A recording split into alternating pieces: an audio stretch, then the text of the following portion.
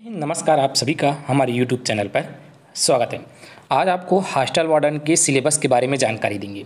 CG Vyapam द्वारा इसका विज्ञापन जारी कर दिया गया है। टोटल 300 पदों पर ये विज्ञापन जारी किए गए हैं। तो आज की इस वीडियो में हम सिलेबस को देखेंगे। सिलेबस चेंज हो चुका है और नियम में वही है, लेकिन सिलेबस बस चेंज हुआ है। जैसे कि पहले 150 प्रश्न आता था, अब 100 अंक के ही प्रश्न आएंगे। कितने? 100 अंक के प्रश्न आएंगे। यहाँ पर कंप्यूटर के आपके 30 प्रश्न रहेंगे। पहले 50 प्रश्न होते थे और 30 में से 15 अंक कम से कम आपको लाने ही होंगे। तो ये कर दिया गया है नया। तो 30 प्रश्न आपका कंप्यूटर का रहेगा। जैसे कि यहाँ पर कंप्यूटर में सामान्य ज्ञान, उपयोग, भाग, printer, operating system, antivirus, multimedia, ये सारे टॉपिक के रहेगा। दूसरा जो है वो है हिंदी का। हिंदी का पहले 10 आता था, अब 5 प्रश्न आएंगे और स्वर, व्यंजन, लिंग, पूरे व्याकरण का रहेगा हिंदी का। ये है दूसरा। और तीसरा टॉपिक है अंग्रेजी। अंग्रेजी से भी 5 प्रश्न रहेंगे। यहाँ पर दिया हुआ है पाँचों टॉपिक को।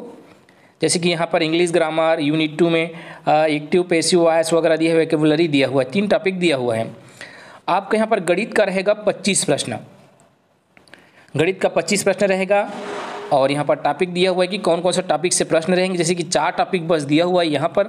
जैसे कि पहला है इकाई 1 में महत्वपूर्ण समाप औसत प्रतिशत 4, साधारण ब्याज, लाभ हानि प्रतिशत और रेखा समकोण समकली, ये भी दिया हुआ है पूरा ये टॉपिक।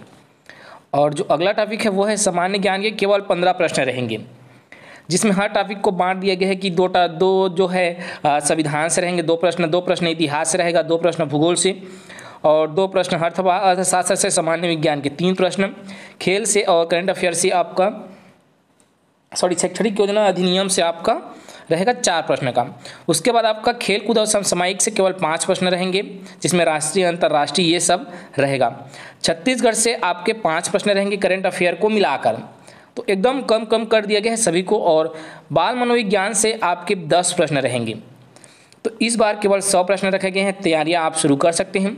अगर एग्ज़ाम की तैयारी शुरू कर रहे हैं तो सबसे पहले सिलेबस को एनालिसिस करना बहुत ही इंपॉर्टेंट होता है। तो आपने सिलेबस को देख लिया है तो इसी अनुसार तैयारी करते जाएंगे।